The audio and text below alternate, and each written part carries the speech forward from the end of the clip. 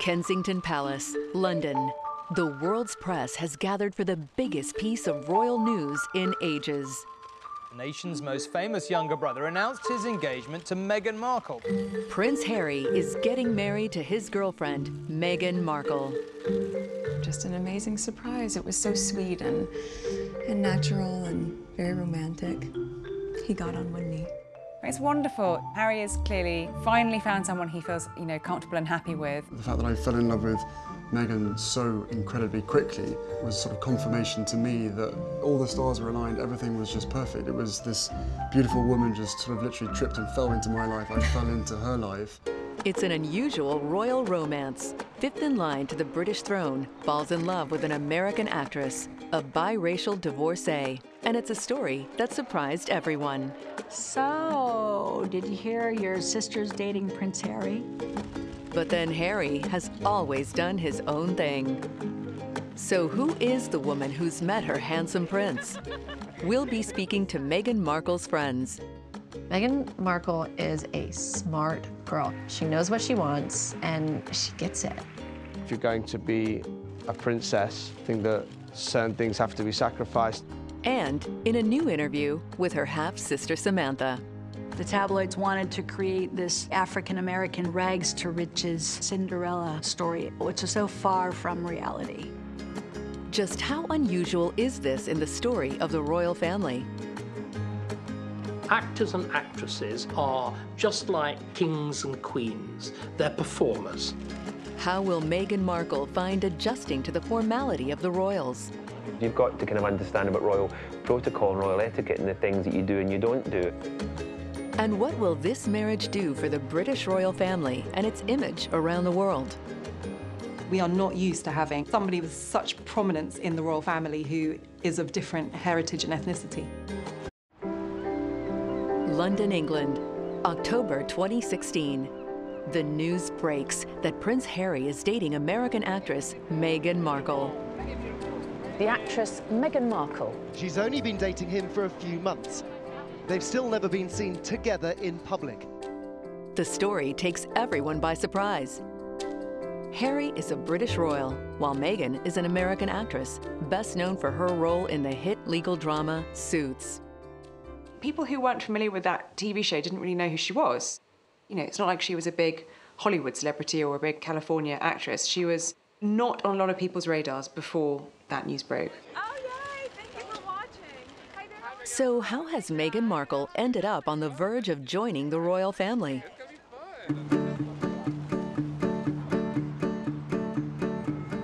Los Angeles, 1981.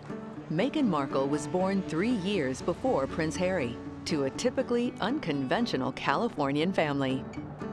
Her father, Thomas, was a television lighting director, and her mother, Doria, a therapist and yoga instructor. Her father already had 2 children from his previous marriage, Meghan's half-brother, Thomas Jr., and half-sister, Samantha. My father married her mother, so she is my blood half-sister. It was like a gift when Meghan was born because she was so full of life and personality that we became settled as a family, but we became much more lively. Being an older sister suddenly made me feel like I had a responsibility, being able to make her laugh or help her learn to walk. She was always giggling, and around the holidays, it was wonderful. Meghan's father was white, and her mother African-American. Her family had come to Los Angeles from Georgia and Tennessee. We were sort of a little family, not as large as the Brady Bunch, but in our minds it was a unique, very beautiful, multicultural and interracial family beginning. With regards to feeling a biracial tension or rift, I never really noticed that.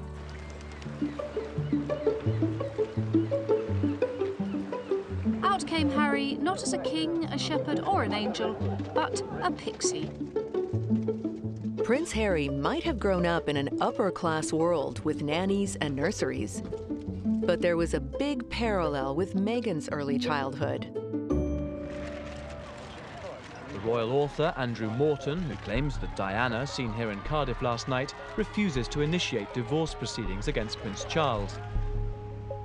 they each saw their parents separate. While Harry was entangled in his parents' messy and public breakup, Meghan had a very different experience.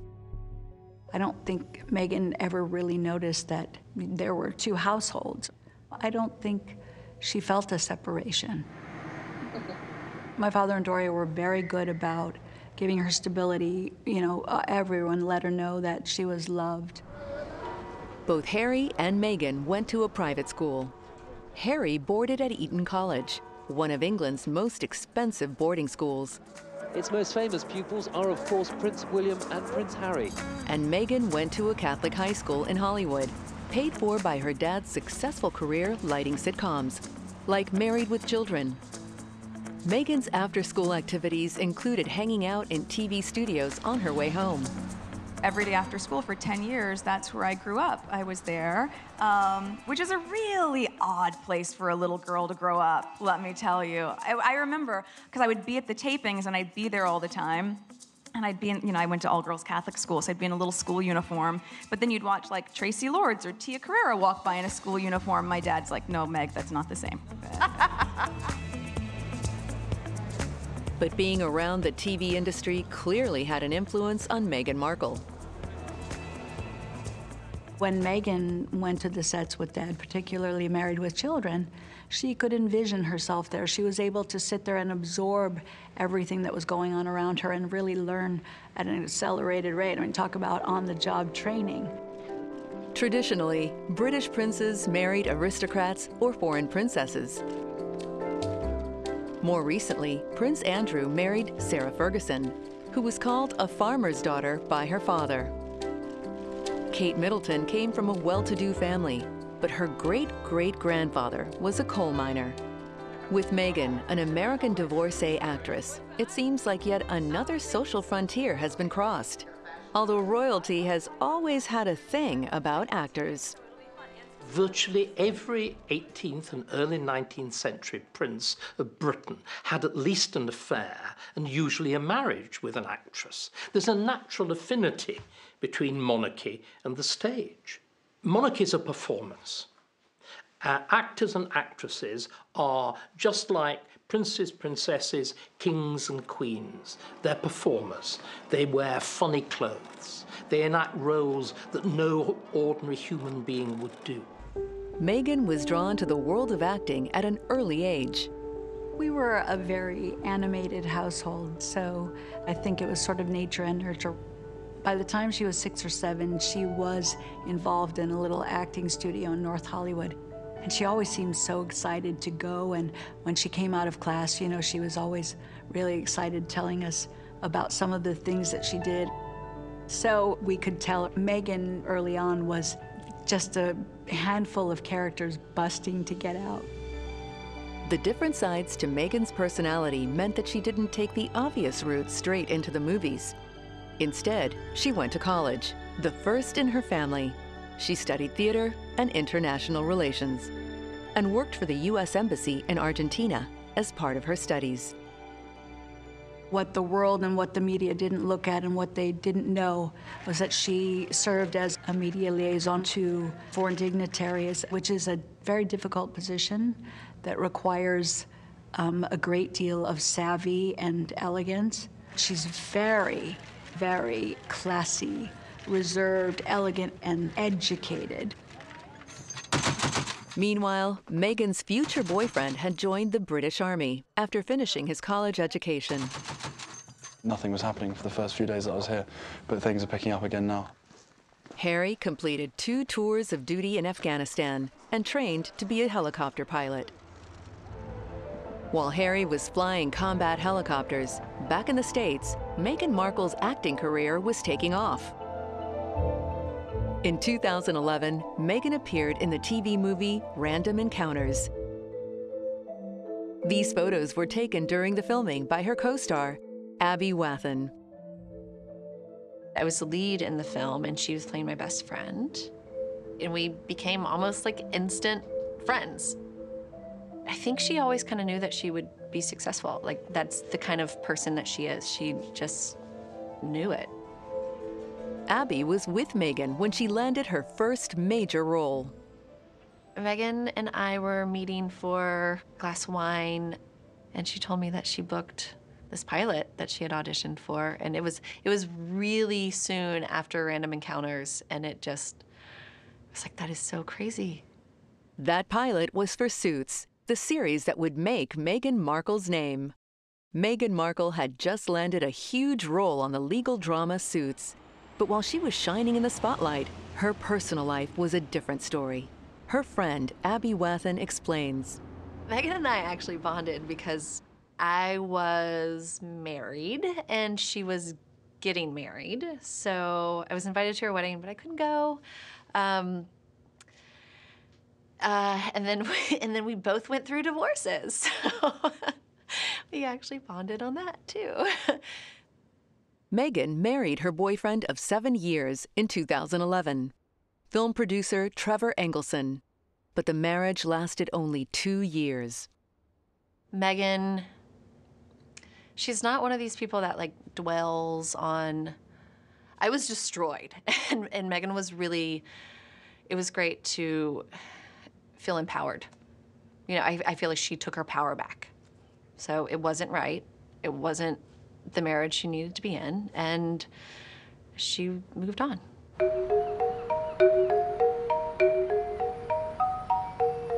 Meghan did move on to Toronto, where Suits is filmed.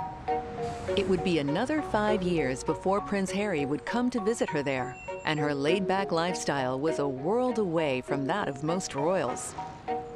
Meghan lives in the Annex neighborhood of Toronto, and it's kind of student-y, it's a little bit funky. There's a lot of fun things there. She goes to yoga classes in Yorkville, which is a more posh neighborhood in Toronto. Restaurants like Toroni, which is a very popular Italian restaurant.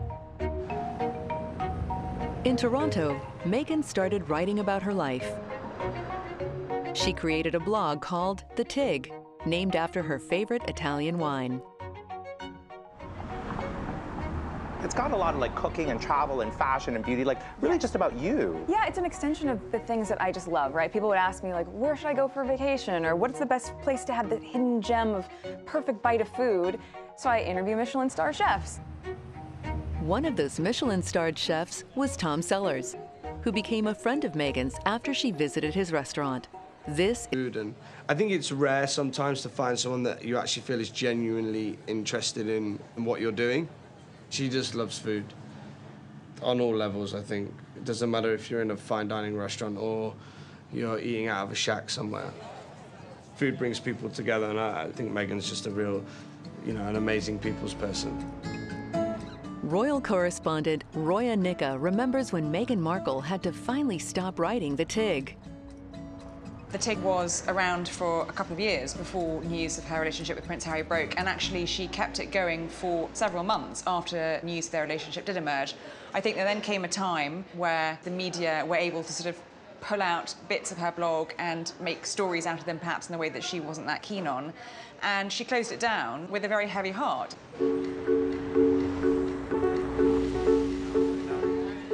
But how did Meghan Markle, the actress, blogger, and yoga devotee, end up meeting Prince Harry? So, did you hear your sister's dating Prince Harry? The stage was set for the actress Meghan Markle to meet her prince. They say that they were set up by a mutual friend of theirs. And they met at Soho House, and they talked about the fact that they had these, a first blind date set up, and then 2 dates in quick succession in the 2 days afterwards. Soho House is a haven for the glitterati from high society and the worlds of media and entertainment. They run a chain of clubs and hotels in London and several major cities. And Meghan is a member in London, Toronto, and LA.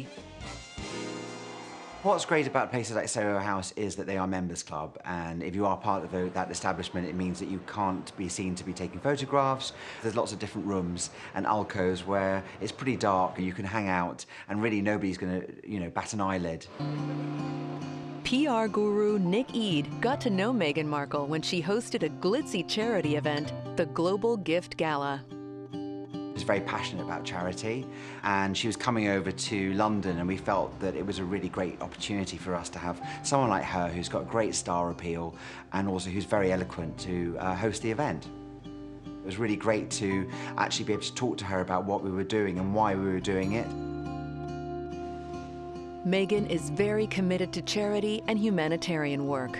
When she first met Harry, Meghan had just made a trip to Rwanda, campaigning for clean water with the charity World Vision. The year before, she had given a speech at a UN Women's Conference. I am honored to be UN Women's advocate for political participation and leadership. The similarity to his mother's charity work is said to have left a strong impression on Prince Harry. Ladies and gentlemen, everyone needs to be valued. After their first dates in London, the pair became a couple, but in total secrecy. I don't think anybody knew about their relationship. They'd managed to keep it very quiet for a few months, which, you know, for a royal romance is pretty extraordinary, particularly with someone who's high profile like Meghan. Good morning. We always love having you. Can't believe we're talking about fall. 3 months after Prince Harry and Meghan Markle first met on a blind date, the story of their relationship hit the headlines. It broke onto the news scene with quite a bang. We're here with Camilla now. You broke the story. How accurate are your sources? Well, let's put it this way, Kensington Palace hasn't denied it, and I think since the story broke on Sunday morning, all of the evidence has pointed towards it being true. The media delved into Meghan Markle's childhood. Some of the newspapers sensationalized her background, painting an exaggerated picture of her family and the neighborhood she'd grown up in. The tabloids wanted to create this ghetto princess story, if you will, which is so far from reality. You know, the African-American rags to riches Cinderella. We were raised in a very beautiful upper middle class home in the San Fernando Valley of Southern California. Nowhere near gangland, as the tabloids tried to illustrate. Contrary to media stories, Meghan was very classy. She was sort of prim and proper even when she was a child. Can we get that over the shoulder, please? One fact that was inescapable was that Meghan was divorced, and the press leapt on it. Unsurprisingly, perhaps, given that the last time a royal prince fell in love with an American divorcee, it resulted in a constitutional crisis and the abdication of the throne. To be placed in the position of having to choose between love and a throne is one of life's most tragic dilemmas, even if the dilemma is of the king's own making. In the 1930s, the royal family was presented as the model British family. It was presented as an exemplar of family virtue. Now, that sort of lasted through Prince Philip and the Queen. Nobody could possibly claim that the behaviour of her children makes them an example of family virtue. So insofar as the royal family is a symbol, it's not the symbol of British virtue. It's a symbol of the fact that our sex and private lives are a mess, but that we muddle along and are still quite nice.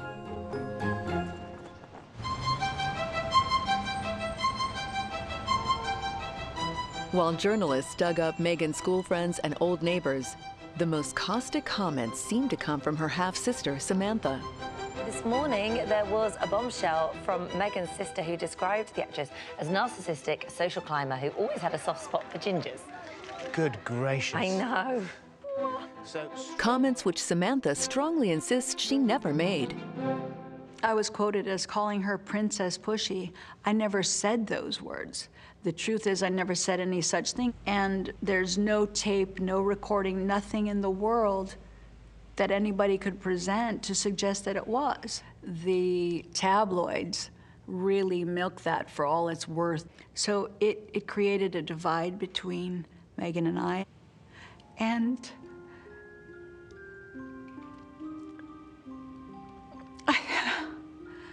I think I was just hurt.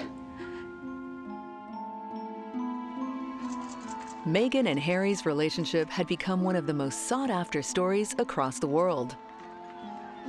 But frenzied press attention on a budding royal romance goes back at least a century. Britain celebrates as April 26, 1923 sees the royal wedding of the Duke of York. In the early 1920s, the late Queen Elizabeth, the Queen Mother, was pursued relentlessly when she married then the Duke of York, who later became George VI. It's all relative to the time. Go back to Harry's father, Prince Charles. There were young ladies who tried to fling their arms around him. There's a very famous one in Australia, on a beach in Australia, where a girl came out of the water and she flung her arms around and kissed him. Every time he had a young lady on his arm, it was assumed that he was going to marry her. Public fascination with the royals became even more intense when Charles and Diana's marriage began to fall apart. You hop back to 20 years ago, you're looking at the bad old days of Charles and Diana, where royal correspondents, couldn't quite believe what they were getting because you had households briefing against each other. They were actually airing their dirty washing in public.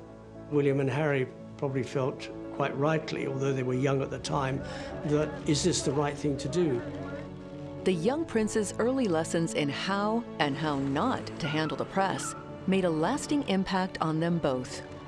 If things went catastrophically wrong in William's marriage, which I don't think it will, or Harry's, I doubt you would ever see them sitting down with a broadcaster spilling their guts in the way that their parents did.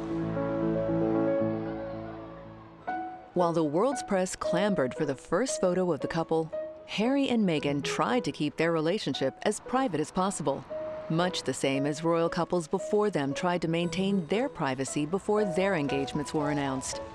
But eventually, Harry and Meghan would need to come out in public and be seen together officially. The first step came on September the 6th this year, when Meghan appeared on the cover of Vanity Fair. In the interview, she called Harry her boyfriend and said they were really happy and in love. It was a very clear statement of intent, I think, about the relationship, and it was done 100% with Harry's approval. But the Vanity Fair article was just the prelude to the big public unveiling of the new royal romance. 4 weeks after Meghan Markle's cover story in Vanity Fair, Prince Harry was opening the Invictus Games, the Paralympic-style sporting event he created. And this year, the Games were being hosted in Toronto, Meghan Markle's home city.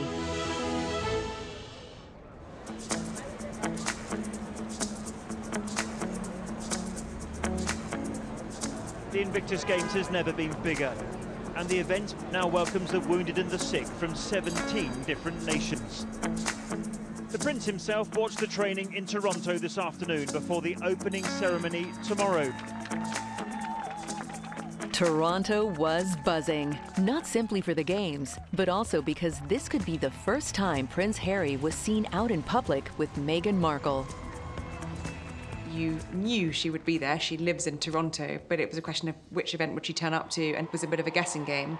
Welcome to the opening ceremony of the Invictus Games Toronto 2017.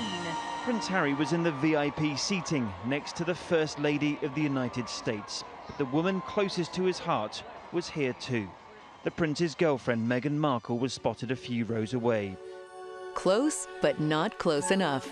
The disappointment didn't last for long. It was the public outing that every dedicated royal watcher has been waiting for. 2 days later, the press got the big photo they all wanted. Harry and Meghan arrived together for a wheelchair tennis match, holding hands. It was what those in the know call a PDA, a public display of affection. Perfectly normal for most of us, but for a royal, a much bigger deal. They looked so comfortable together. Harry was holding Meghan's hand, which is just really not done in the royal family. Once inside the Invictus Games, they sat together this time. Rarely has there been so much attention for a wheelchair tennis match. During that time, they were talking, laughing, touching, just like a regular couple. And it was everything people had been hoping it would be. Does it confirm there's a royal wedding on the way? Of course not, but it does increase the speculation about one. I'll leave you with just one final point. It's not my area of expertise, but the shirt she was wearing tonight, I am told by others, was a style called the husband shirt, and you can make of that what you will. We're talking here about a very popular royal. choosing to appear in public with his TV actress girlfriend. And, you know, that's a big deal. That's a sign of intent. That's them saying we're really serious about one another. Everyone started to wonder when and how Harry and Meghan might announce their engagement. Prince William, why did it take you so long to propose? Most royal engagements have happened rather differently. Now, these occasions usually lack something in naturalness. In the past, they've been pretty stilted. The announcement was usually the first time the couple had been seen holding hands. It was still very formal and controlled. Very excited. And you produced the ring? Yeah. There and then? I did, yeah. I'd been carrying it around with me in my rucksack for about 3 weeks before that. But Harry and Meghan seemed to be living their courtship in a much more modern way. At the end of the Invictus Games, Harry was spotted in a private box with Meghan Markle and her mother, Doria. And his relationship with Meghan Markle also appears to be growing. Last night, they signed off the closing ceremony with a kiss. We've now got another step, if you like, towards revealing Harry and his serious intent with Meghan Markle. A plan is being hatched now. A plan is going to come our way, I think, in the next few weeks. But just how straightforward will it be for an outsider to enter the royal family? Traditionally, people would have had a very clear idea of what a suitable match for Prince Harry would be. Preferably a duke's daughter, having grown up hunting, shooting and fishing, all of the very sort of traditional Sloane values, good at being outside a lot, very robust, quite hearty. Perhaps the perfect mixture of the aristocracy of Diana with the heartiness of Fergie. Diana was born into an aristocratic family where the rules of royalty are ingrained. Diana went to finishing school, so she had a grounding of what to do, what not to do, what to say, what not to say, and how to behave. She knew what was expected of her when she joined the household because she'd had an in already in her formative years, and she adapted pretty well. I am extremely grateful to you, Lord Mayor, and to the City Council, and to the City of Cardiff for granting me the freedom of the city. But without that sort of basic training to fall back on, what kind of things will Meghan Markle have to learn to become a member of the royal family? When royals get into helicopters or cars, it's the same thing about having to be very careful how they do this. Now, for gentlemen, it's quite straightforward, but for a lady, again, it's about keeping the knees together, and you'll see them. They'll swing the legs out together, and then they'll raise themselves out the chair, and then when getting in the car, it's the same thing. They'll sit in the chair and they'll swing the legs in. It takes a bit of practice, but it's very elegant, and when beautifully done, you don't even notice it. Meghan will also have to master the so-called Duchess slant. Meghan, if she is going to be photographed a lot sitting on a stage, will possibly adopt, when wearing a skirt, the Duchess slant, which is when you slightly angle your legs rather than crossing your legs at the knee. If you've sat on a stage and had 100 photographers photographing you at knee level and you're wearing a skirt, you will realize if you cross your legs at the knee, they can photograph straight up your skirt. Meghan may well be used to walking the red carpet, but as a royal, her dress sense will be scrutinized like never before. The fashion choices of the royals have raised eyebrows over the years. It remains to be seen how daring Meghan will be with hers. Inside the royal palaces, there are also many pitfalls that Meghan will have to avoid when dining with her future in-laws. If you know what the acceptable fork to use is at a state banquet, and you know that everybody else is going to use that fork at that course, then it means you can relax and think about other things and perhaps talk to the ambassador from Mexico about interesting things rather than be constantly thinking about, am I using the right fork? When it was first reported that Meghan Markle was in a relationship with Prince Harry, many people were shocked by the way some of the newspapers treated her biracial background. There's been some rather distasteful, these used to have been undertones in press commentary. The one thing I think that could never be ever said about the British royal family is that it is in any way racist. There were further shocking comments made by journalists and readers about Meghan affecting the royal bloodline. This goes to a much deeper issue about the royal family, because in a way, the whole concept of the royal family is about racial purity. Even the terms that we use to talk about the royal family, blue blood, comes from sangre azul, which refers to the fact that the royal family were meant to have pale skin so that you could see their blue veins, which at the time distinguished them from the Jews and Moors and black Africans who were present in Europe throughout the Middle Ages. After the media onslaught, Prince Harry fought back. Prince Harry lambasts the press for harassing his American girlfriend, Meghan Markle. In a long and strongly worded letter, Kensington Palace says his girlfriend, Meghan Markle, has been subject to a wave of abuse and harassment. It refers to the racial undertones of comment pieces. The statement says some reporting has crossed the line. I think it was very much Prince Harry. He knows commentators will say this is the price she has to pay. You can hear his voice in it, you can hear his fury in it. This is not a game, it is her life and his. Prince Harry's statement took many people by surprise. It was remarkable to hear the royal family accuse the press of racism. It's a shame that that is the climate in this world, to focus that much on that, or that would be discriminatory in that sense. But I think, you know, at the end of the day, I'm really just proud of who I am and where I come from, and we have never put any focus on that. We've just focused on who we are as a couple. I have to say I really welcomed it, because we can't overcome some of these prejudices unless we really own them and talk about them. And I think being Britain, we have this really British tendency to just sweep things under the carpet if they get awkward. Many people don't even feel comfortable using language about race and identity. So I think that that's a really welcome step, that now these issues are starting to come out and we are starting to talk about them. Meghan, good morning. Good morning. And there are a number of ways that Harry's relationship with Meghan Markle could help the monarchy feel more modern and in touch.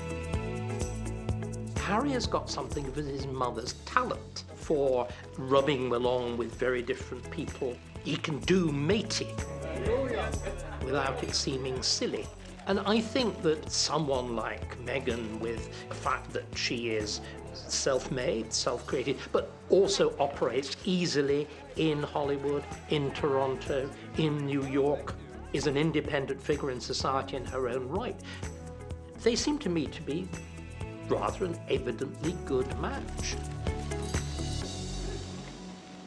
Meghan is also a good match for the younger generation of the royal family. Harry, William, and Kate have all taken a fresher approach to charity, such as their recent campaign to dispel the stigma surrounding mental health. I think their Heads Together campaign that the three of them did, and raising awareness for mental health, was a really interesting departure and new direction for the new generation of the royal family. Really breaking taboos, speaking about their grief when their mother died. It just makes them feel more relevant, that they live in the same society that we do and come under some of the same pressures, but also have the same aspirations. It's time we ended the shame around mental health, the fear of judgment that stops people talking or getting help, and making it easier for people to get that help. And if the royals have focused on less fashionable causes, then so has Meghan Markle. In early 2017, she went to India to highlight the stigma surrounding menstruation for poverty-stricken women. And she has also been to Afghanistan and twice to Rwanda. I went to Rwanda with World Vision, working on building new wells and water sources. And for me, it's a really easy lineation. I look at it and go, many young women and young boys, but specifically young women, aren't able to go to school because they're spending hours a day walking to get water for their families. So by fixing that one piece of the puzzle, you can see from a grassroots level, you're going, now they can stay in school, they can get an education, they have a much larger promise for a brighter future. Meghan's humanitarian work inevitably brought comparisons with Diana, who was renowned for her own charitable endeavors. My mother had been shocked and appalled by the impact that landmines were having on incredibly vulnerable people, and on children in particular. In October 2017, Meghan reportedly made her first visit to Buckingham Palace. Meeting your future in-laws is nerve-wracking enough for most of us, but if they live here, it must be a whole different experience. quinoa in LA to tea and scones in the palace, right? Shortly afterwards, it was also reported that Meghan wouldn't be returning for the next season of the television series Suits. Ultimately, I think that if you're going to be a princess, I think that maybe certain things have to be sacrificed, and that'll be for Meghan to decide, really. The world waited with bated breath for breaking news of the couple. And they didn't have Markle, star of the American legal drama Suits. This afternoon, they faced the photographers. She looked quite at home on his arm, the bride-to-be in white on a chilly London afternoon. You could see how in love they were. They were kind of all over each other, very sweet, and it was very exciting for us, the press, to finally see this photo call that we've been longing for a long time. Later on, she sounded at home too in a sit-down interview, more relaxed even than the chilled Prince Harry. It happened a few weeks ago, earlier this month, here at our cottage. Just a standard, typical night for us. It's a cosy night. It was what we were doing, just roasting chicken and Roasting having a chicken, trying to roast a chicken. Trying to roast a chicken, and it was just an amazing surprise. And I think I managed to catch her by surprise as well. So. Yeah. The ring is beautiful and it's very sentimental. It has 3 diamonds, 1 large diamond. Days like today when I really miss having her around and miss being able to share the happy news, but with the ring and with everything else that's going on, I'm sure she's with us. I'm sure she's with us, yeah, jumping up and down somewhere else.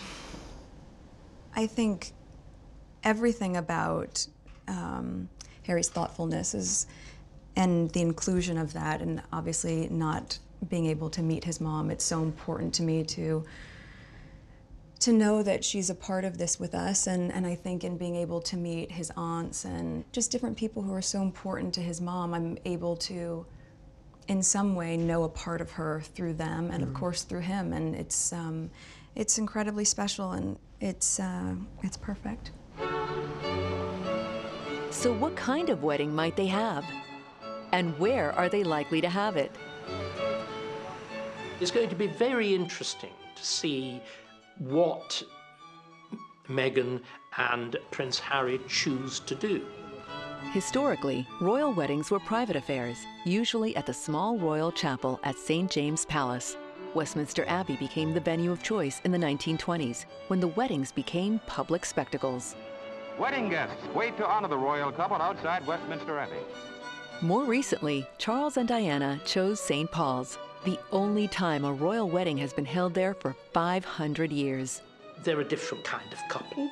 She is international in a way which no other royal bride has been. Heaven knows what their tastes will be. I'm not even sure what kind of group of people will... We know that it's going to be in May at Windsor Castle. What we were told is it's going to be very much done their way. St George's Chapel at Windsor is big. I mean, it has a capacity of members of the royal family, international royals. I'm sure the Obamas will be on the invite list. You're going to have all of Meghan's acting friends, so there'll be, of course, formal, traditional, royal invitees and a lot of glamour too. But it remains to be seen if there will be an invite for Meghan's half-sister. I can't imagine how anyone would anticipate a normal, traditional royal wedding. I mean, they'd probably be watching across the lawn for the Markles to approach. Oh, good God, they're coming. Close the curtains, hide. It's just so silly, and we're so normal, and yes, if were there a wedding, I would love to go, but we have no idea what's going to happen. Whatever does happen, the arrival of Meghan Markle looks as though it will redefine the royal family, just as it will redefine her. When the Queen Mother married into the House of Windsor, she became the Duchess of York, as did Sarah Ferguson. And of course, Diana became the Princess of Wales. But what will Meghan become?